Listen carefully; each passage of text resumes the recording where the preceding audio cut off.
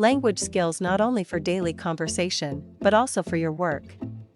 What's necessary to acquire that level of proficiency?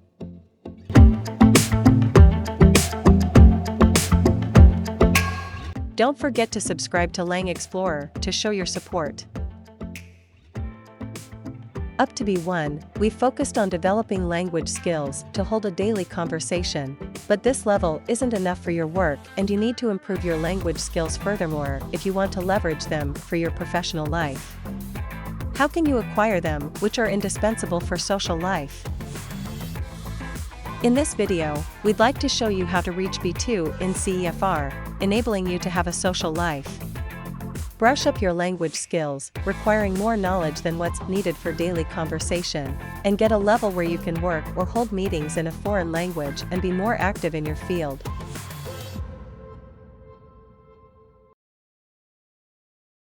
B1 is enough if your ultimate goal is to enjoy living abroad without working, but you'll need to improve your language skills until you can handle your social life if you want to work in a foreign country or use a foreign language at work even if you continue to live and work in your native country.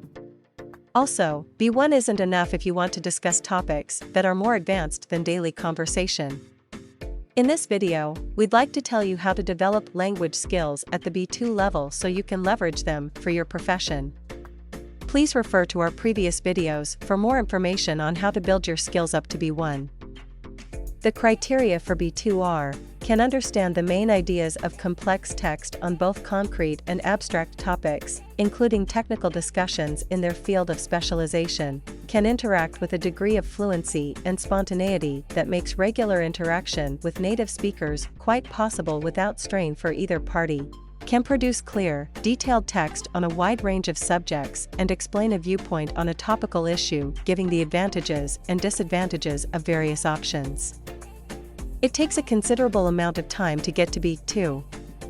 According to Academia Contacto, a Spanish language school in Madrid, it takes between 620 to 675 hours for native speakers of English to get B2, while Interac, an agency in Japan that sends English teachers, determines that it takes between 16 to 2,800 hours to get a similar level.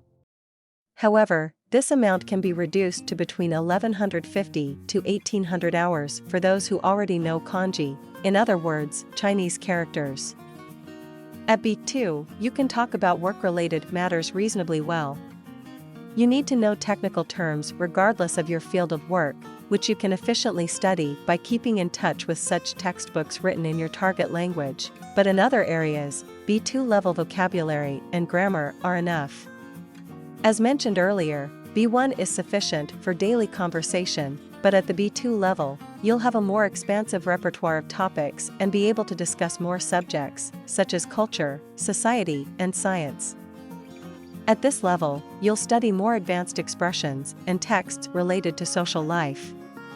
At B2, you can participate in international conferences in your target language in your field of specialization, and you can understand what's being debated there, although not completely, and you can give presentations at the conference, although it's a little awkward.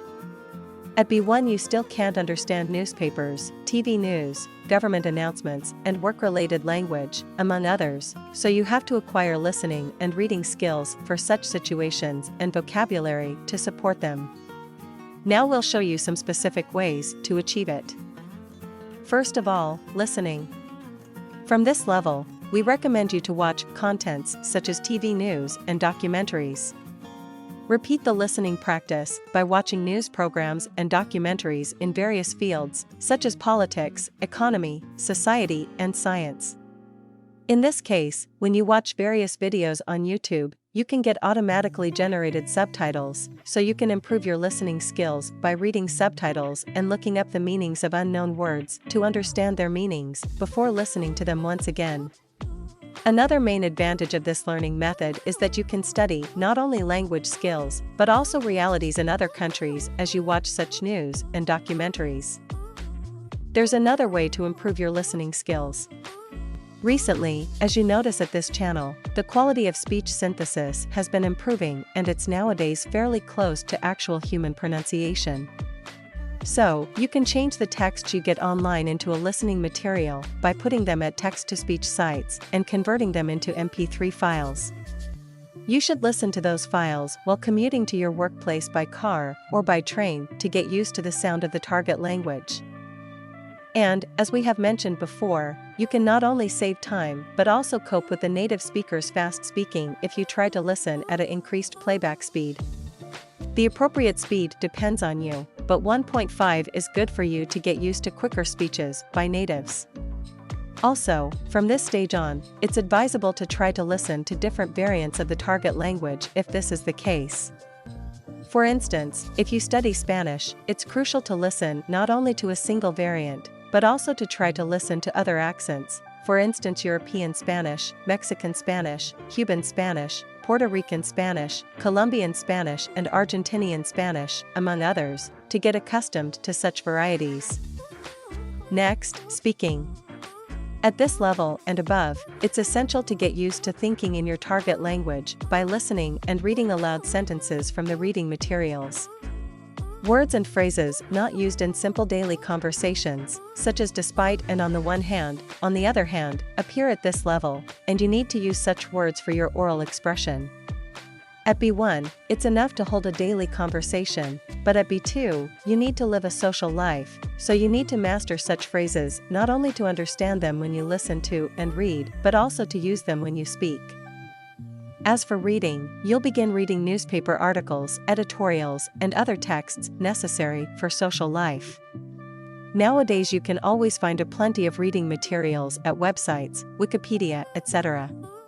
As mentioned at B1, if you find it hard to read the original text, you can use translation websites to compare between these two versions, or use various online dictionaries to check the meaning of words you don't understand.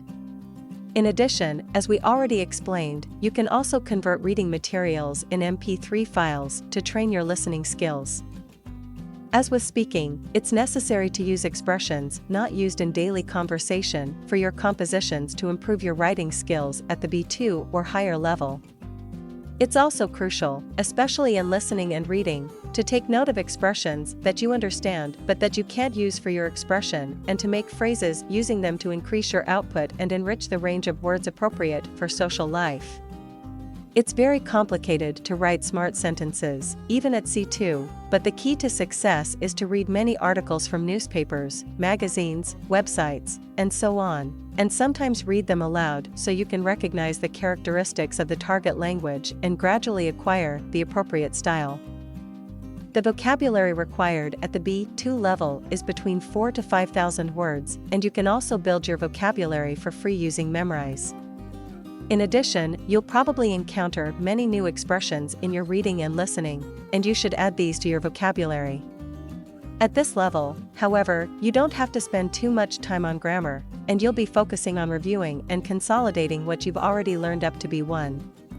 So, in B2 and above, it's advisable to shift the focus of study to vocabulary building rather than grammar.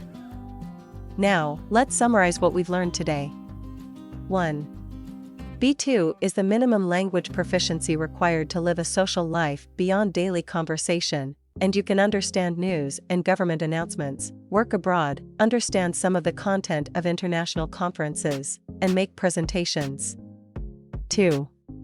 The time required to go from 0 to B2 is between 620 to 675 hours if you study Spanish and 16 to 2,800 hours if you learn Japanese.